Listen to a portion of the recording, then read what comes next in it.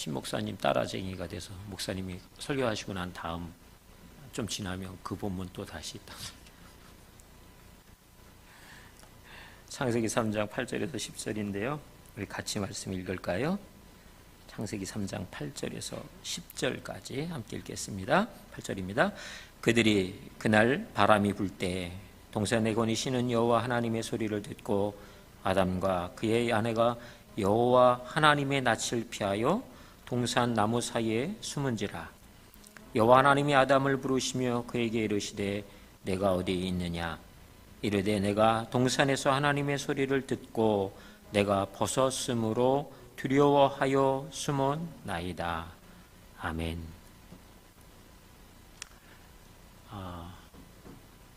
제가 저희 아내한테 지난 수요일 날 예배를 드리고 집에 가면서 다음 주 수요일 날 목사님이 설교하신 이 본문을 또 그 본문 그대로를 가지고 설교하면 어떨까? 그랬더니 저희 아내가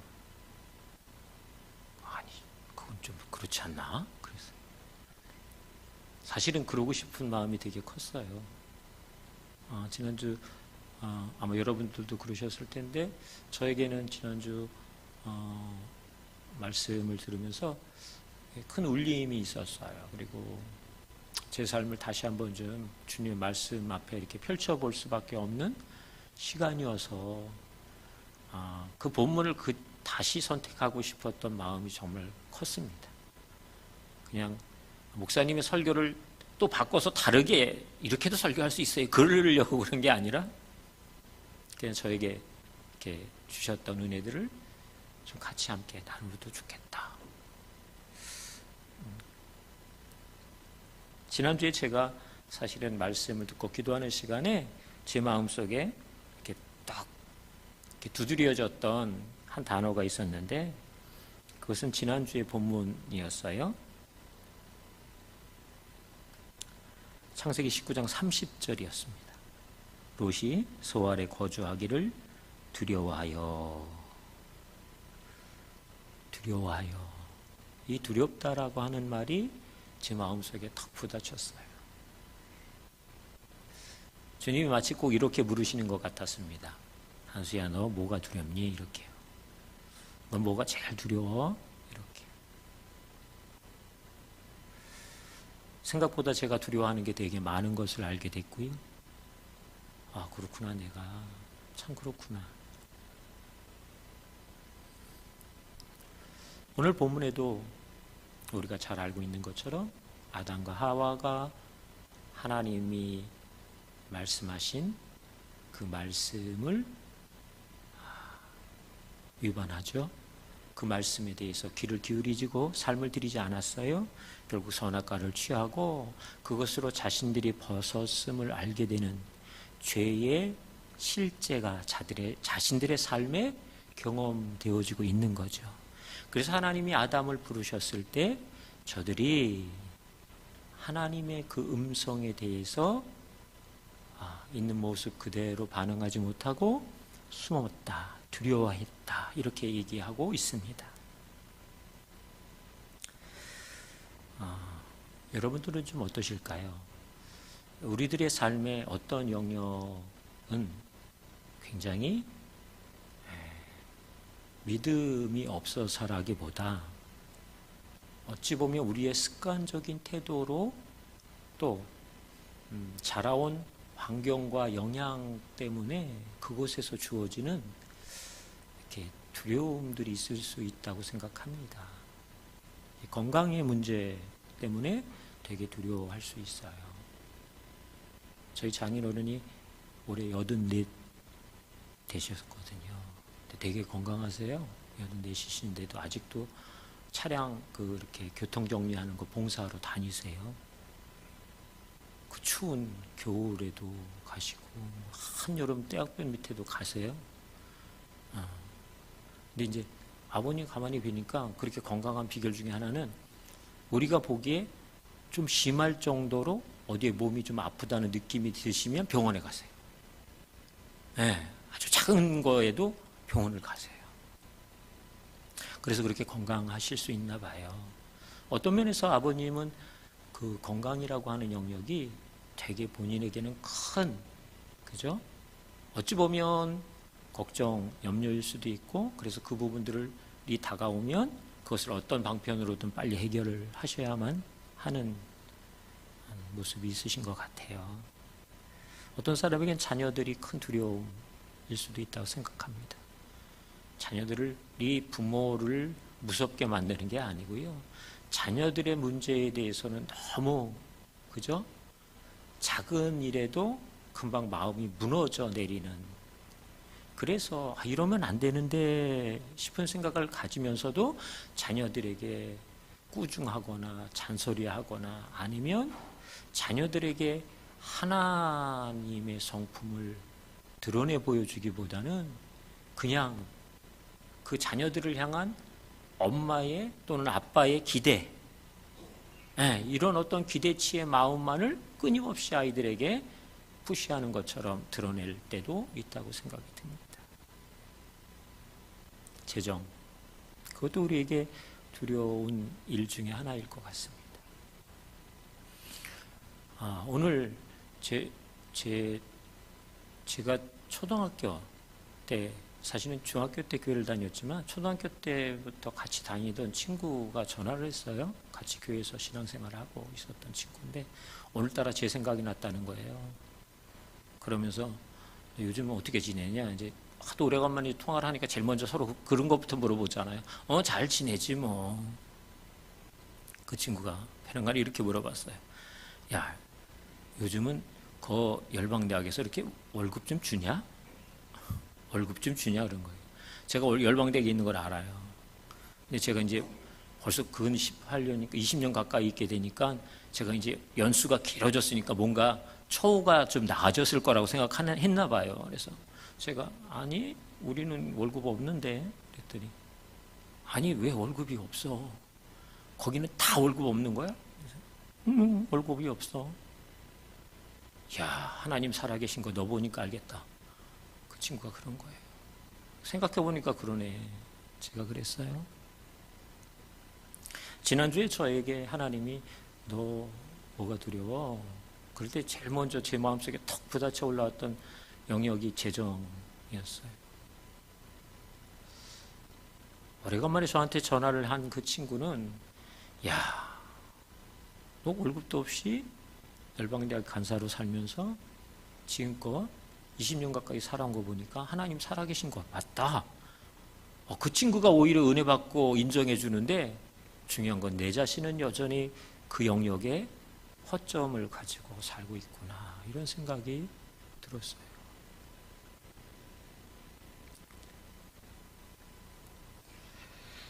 오늘 우리의 삶에 두려워하는 것, 그게 어떤 것일지 각자 다 다를 수 있겠지만 중요한 것은 그 두려워한다라고 하는 것이 하나님 앞에서 우리의 삶의 태도들을 어떻게 가져가게 되어지는지 그 결과들을 좀 보고 싶은 거죠. 그 두려움 때문에 때로는 하나님을 가까이 할 수 있을 것 같습니다. 아니면 두려움 때문에 하나님을 멀리 하거나 떠날 수도 있을 것 같습니다.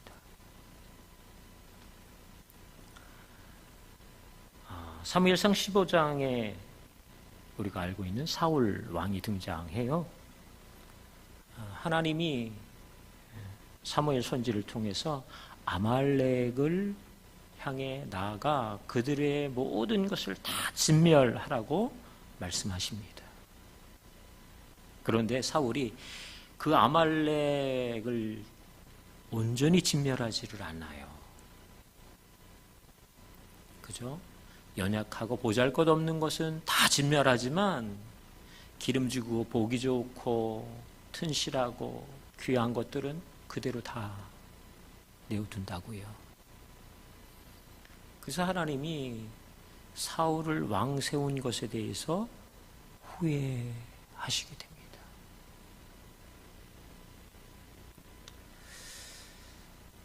그래서 하나님이 사무엘상 15장 11절에 이렇게 말씀하셨어요. 내가 사울을 왕으로 세운 것을 후회하노니 그가 돌이켜서 나를 따르지 아니하며 내 명령을 행하지 아니했다. 하나님을 따르지 않았대요. 하나님의 명령을 행하지 않았대요.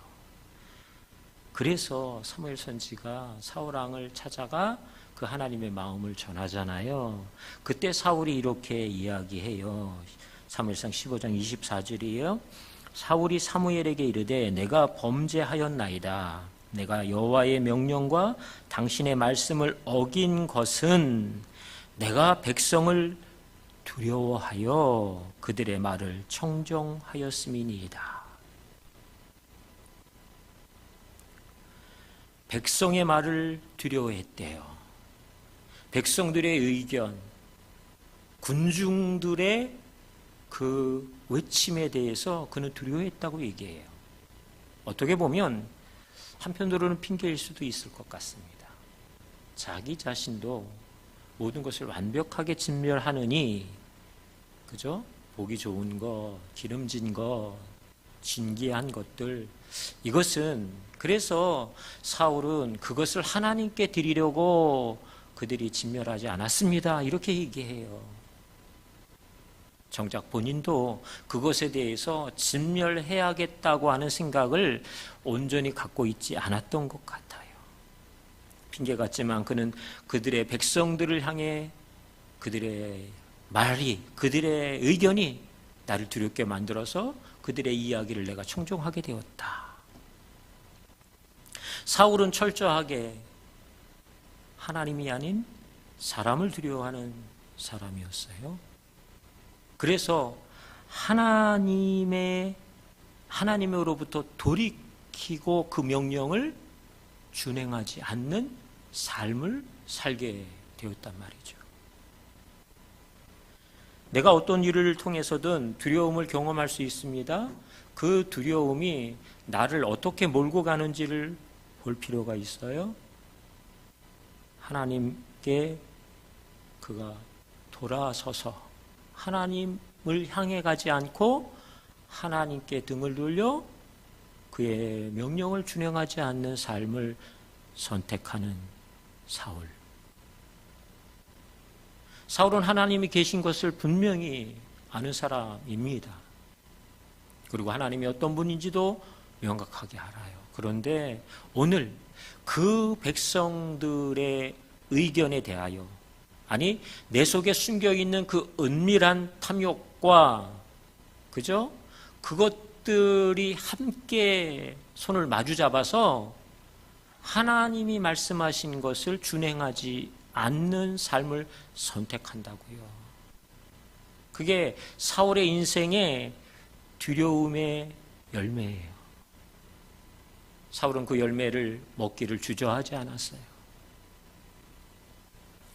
사무엘상 18장 29절에 보면 사울이 다윗을 더욱 두려워하여 평생의 다윗의 대적이 되었다. 이런 표현이 있어요. 사울이 한 나라의 왕이잖아요. 그런데 그런 그가 다윗을 더욱 두려워했대요. 다윗을 왜 두려워했는지 아시겠어요? 성경에 보면 다윗을 보니 그가 하나님과 함께하는 사람인 것을 사울이 알았어요. 그래서 그런 다윗이 더욱 두려워졌다고 얘기합니다. 참 이상하죠? 저 사람 보니 야, 저런 믿음 나도 좀 담고 싶어. 저렇게 하나님 앞에 나아가는 그 믿음의 그 열정과 온전한 순종과 열심에 대해서 나도 좀 닮으면 어떨까? 이런 마음 가질 법도 하잖아요. 그런데 사울은 다윗을 보면서 더욱 그를 두려워하기만 하는 거예요. 하나님을 떠난 사람, 하나님으로부터 등을 돌린 사람, 그의 인생의 두려움은 결국 계속해서 사람을 두려워하게 되는 거죠. 하나님을 두려워하는 것이 아니라 사람 두려워하는 인생 되었다. 우리가 아는 것처럼 사울의 마지막에 인생의 삶의 가장 비참한 말로를 보게 되잖아요. 여러분 사무엘상 17장 24절에 보면 이스라엘의 모든 사람이 그 사람을 보고 이렇게 얘기하고 있어요. 심히 두려워하여 그 앞에서 도망하며, 그 사람이 누군지 아시겠어요? 골리앗이요. 골리앗을 보고 심히 두려워해서 이스라엘 백성들이 다 주랭랑을 놓고 말았다는 거예요. 사람이 두려운 거죠. 그럴 법도 하잖아요. 이해가 되잖아요. 누가 감히 골리앗 앞에 마주할 수 있겠어요? 그러니 당연히 두려워하는 게 당연하다고 여겼을 거예요. 유다, 이스라엘의 모든 백성이 다 그 생각했다고요. 아주 안 돼. 이건 무슨 일이 있어도 안 되는 일이야. 여러분, 우리의 삶에 이건 누가 해도 안 돼. 도저히 안 돼. 도저히 안 돼.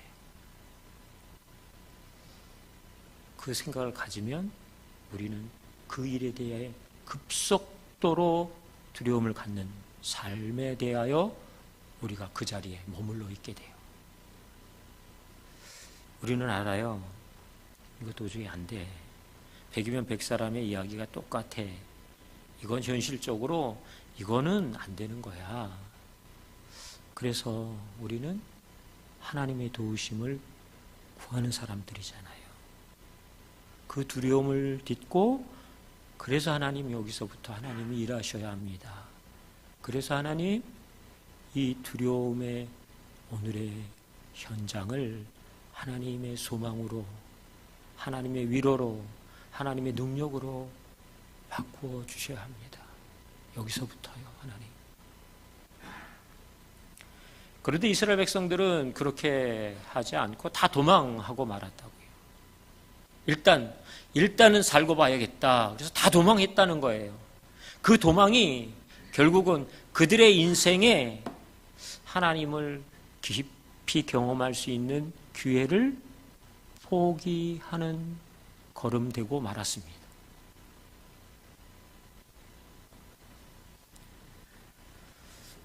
여러분, 좀 전에 나누었던 다윗이라고 하는 사람은 그의 인생에서 역대상 13장에 보니까 그날의 다윗이 하나님을 두려워하여.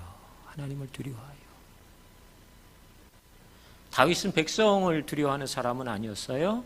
그렇다고 사울을 두려워하지도 않았던 것 같습니다. 심지어 골리앗이라고 하는 모든 이스라엘 백성들이 심히 두려워했던 골리앗조차도 그는 그를 두려움의 대상으로 보지 않았었던 사람이었어요. 그랬던 그 다윗, 그의 인생에 유일한 두려움이 있다면 그것은 하나님을 향한 두려움이었습니다. 하나님 무서워요, 이게 아니죠. 하나님을 향한 경외함, 그게 다윗 가운데 있었다고요. 여러분 어떠세요? 세상을 향하여, 사람을 향해서 어떤 문제를 향한 두려움 때문에 하나님으로부터 등을 돌리는 시간, 그 두려움으로 인하여서 그 현장을 도망치듯 달려나가야 하는 그런 삶의 선택, 과연 그래야 할까요? 그래서 잠언 14장 16절은 이렇게 이야기합니다. 지혜로운 자는 두려워하여 악을 떠나나 어리석은 자는 방자하여 스스로 믿느니라, 이렇게 얘기해요. 여러분, 두려움 때문에 악에서 떠나는 게 지혜자라고 얘기합니다. 두려움은 어리석은 자는 이렇게 결정한다는 거예요. 방자해서, 교만해서 스스로 믿느니라. 스스로 믿는데요. 그래, 내 처사술을, 내가 가진 재정의 힘을, 내가 가진 인맥을, 여러분, 재정이나 인맥이 나쁜 건 아니지만 그것이 하나님이 일하심을 제한하는 조건이 된다면 그것은 우리의 삶에 굉장한 어리석음의 삶을 선택하는 것입니다.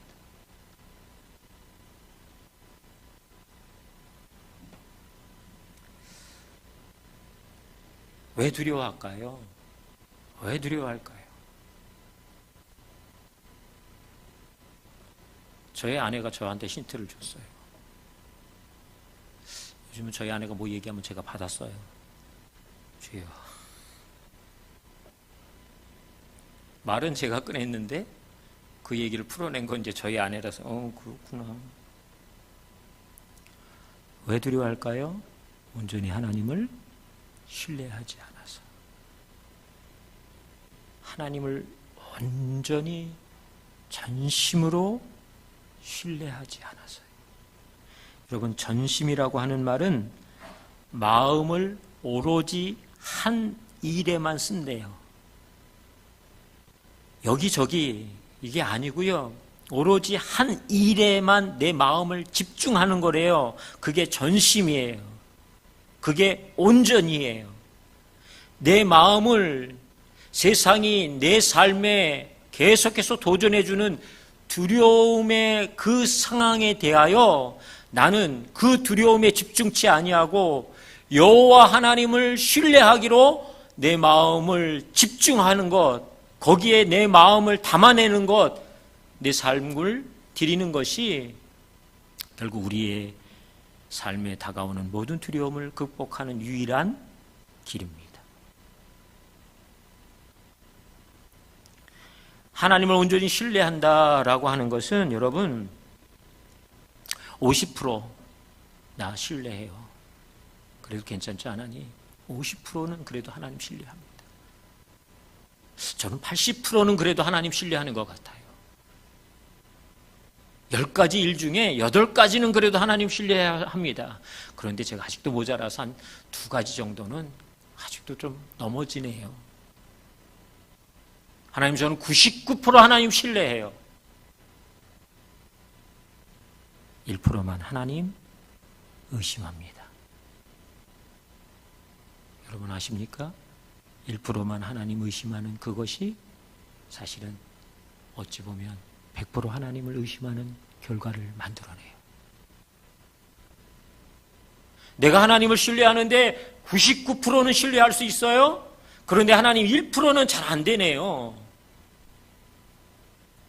어떻게 들으면 참 그래도 그 정도면 괜찮죠. 그렇지 않으세요? 여러분 스스로에게 한번 좀 질문해 보실래요? 우리는 하나님을 몇 프로, 그걸 퍼센테이지로 만들어내기가 쉽진 않겠지만 한 어느 정도 하나님 신뢰하시는 것 같으세요? 100%요? 100% 하나님 신뢰하세요? 그러시기를 주님의 이름으로 축원하고요. 혹시 아쉽네요. 하나님 99% 정도밖에 안 돼요. 혹시 1%의 의심을 가지고 오늘을 살아가고 있다면 그 1%가 나머지 99% 하나님을 신뢰한다고 생각하는 모든 정황들을 무너뜨릴 수 있어요. 그러니까 하나님을 신뢰하는 거에는 양보하면 안 되는 거예요. 길을 쓰고 좀 신뢰해야 할 필요가 있어요. 타협의 여지를 두면 안 되는 거죠. 하나님이 아담아 내가 어디 있느냐라고 부르실 때 그들이 자신들의 벗었음으로 인하여서 하나님의 소리를 듣고 숨었던 이유는, 두려워하여 숨었던 그 이유는 다른 게 아니잖아요.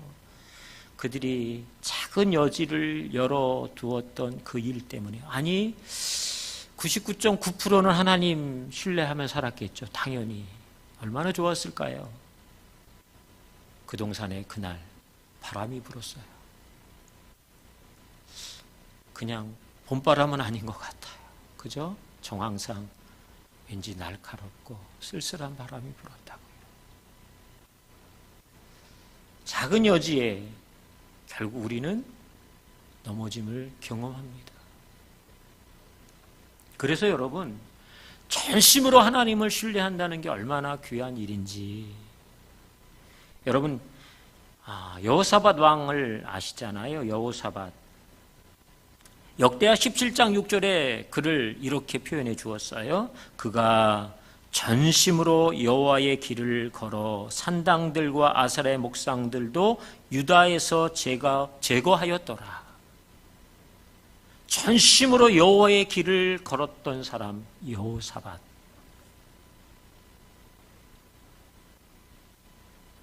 여러분 어떨까요? 전심으로 여호와의 길을 걸어가야 하지 않을까요? 내 형편에 내 믿음 가지고 아유 나는 아니요. 하나님은 우리를 부르실 때 전심으로 여호와의 길을 걷도록 부르신 거죠. 우리가 특별해서가 아니라 하나님은 그 부르심으로 우리를 향하여 그죠? 성령의 도우심과 내주와 역사하심 속에 우리를 그렇게 그 길 가운데 초청하고 있으신 것이죠. 오늘도.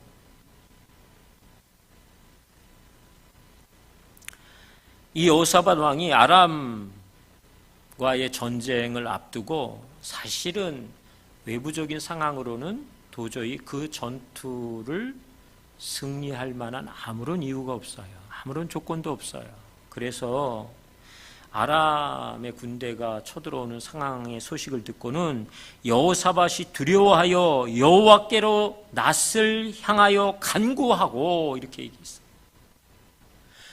두려움의 요인을 그가 경험하는 그 첫 번째 그 순간에 결정했어요. 여호와를 향하여 낯을 들고 하나님께 간구했다 이렇게 얘기합니다. 우리가 그런 사람인 줄 믿습니다. 두려움의 일들이 왜 없겠어요? 그죠? 그냥 지나가면 좋을 것 같은데 왜 이렇게 쉽게 지나가지지 않아요? 그런데 그때마다 우리는 우리의 낯을 여호와께 돌리고 그 주님을 향해 간구하기 시작하는 것이죠. 뿐만 아니라 여호사밧은 백성들을 향해 이렇게 요구해요. 백성에게 금식하라 공포했다. 이 일을 위하여 모든 백성들이 함께 금식하도록 요청해요. 아마도 여호사밧 왕도 동일하게 금식하며 하나님을 향하여 낯을 들고 기도하고 있었던 것 같습니다. 여러분, 여호사밧의 일생이 마감되어지고 그가 죽은 후에 역대하 22장 9절에 이런 여호사밧을 향한 영광스러운 표현이 있어요. 이르기를 그는 전심으로 여호와를 구하던 여호사밧이다. 전심으로 여호와를 구하던 사람 여호사밧.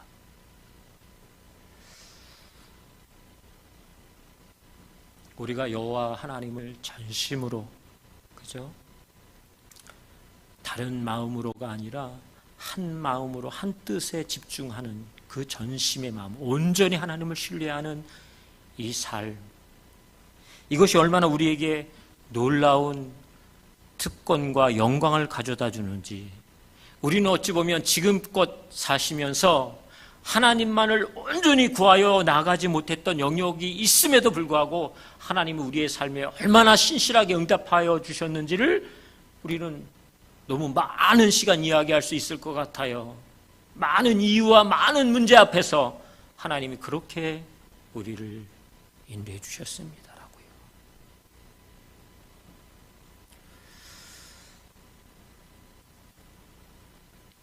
최근에 제가 알고 있는 한 집사님이 어떻게 건강검진을 되게 열심히 받는 집사님이셨는데요. 대장 쪽에 내시경은 10년 동안 한 번도 안 하셨대요. 요즘 조금 이상하셔서 검사를 받았는데 직장암 3기의 판정을 받으셨어요.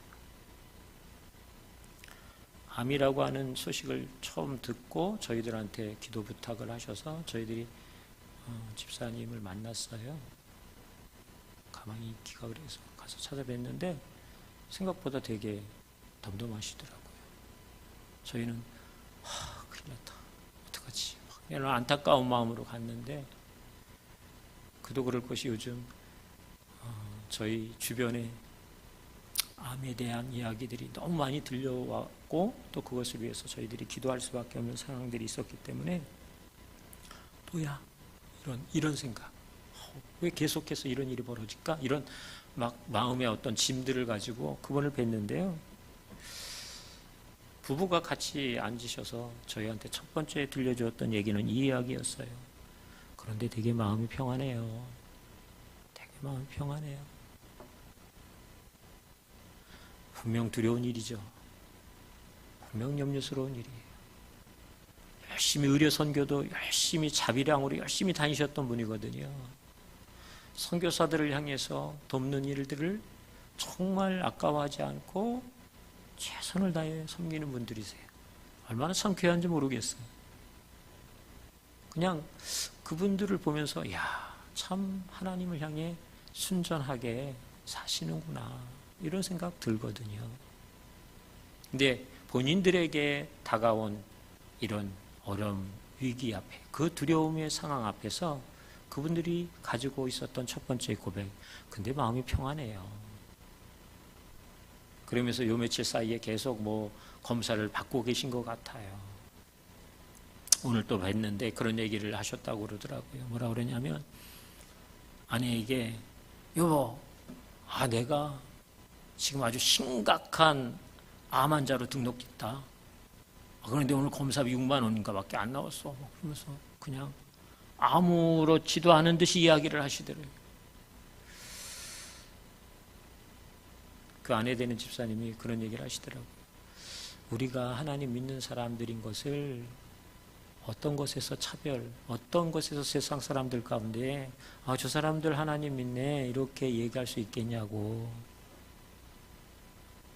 인생의 가장 두려운 위기가 다가왔지만 그 위기 앞에서 두려워 떨며 도망하는 게 아니라 하나님께 낯을 돌려 그 하나님을 향하여 감사하고 오히려 찬양하고. 저희가 그래서 그 소식 듣고 제일 먼저 그 집에 가서 같이 함께 찬송했어요. 같이 찬송했어요.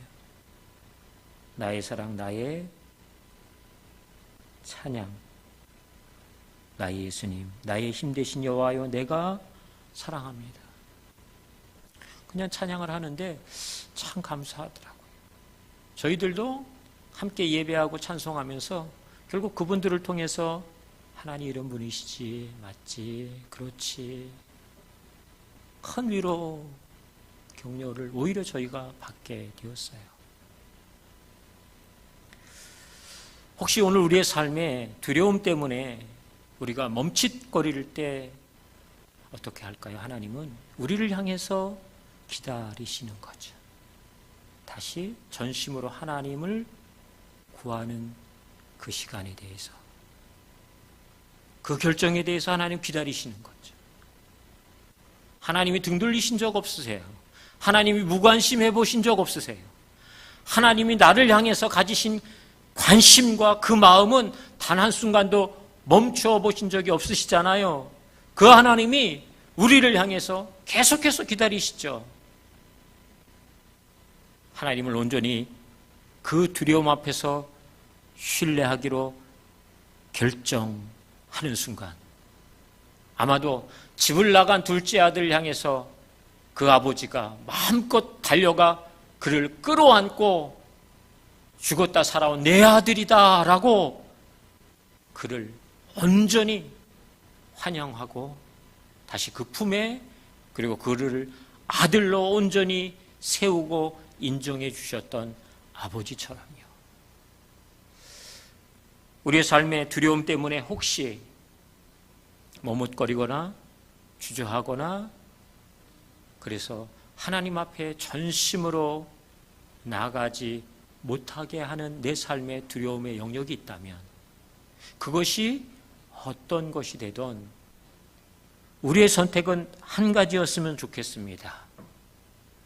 우리의 결정은 오직 하나였으면 좋겠습니다.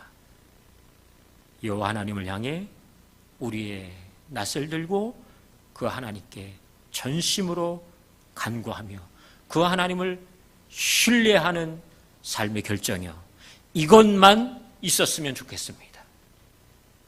다른 어떤 것으로 주저하시지 말고, 다른 어떤 것으로 대신하시지 말고, 이것이 저와 여러분들이 할 수 있는 최선, 최고의 그리고 유일한 선택 되기를 주님의 이름으로 축복합니다.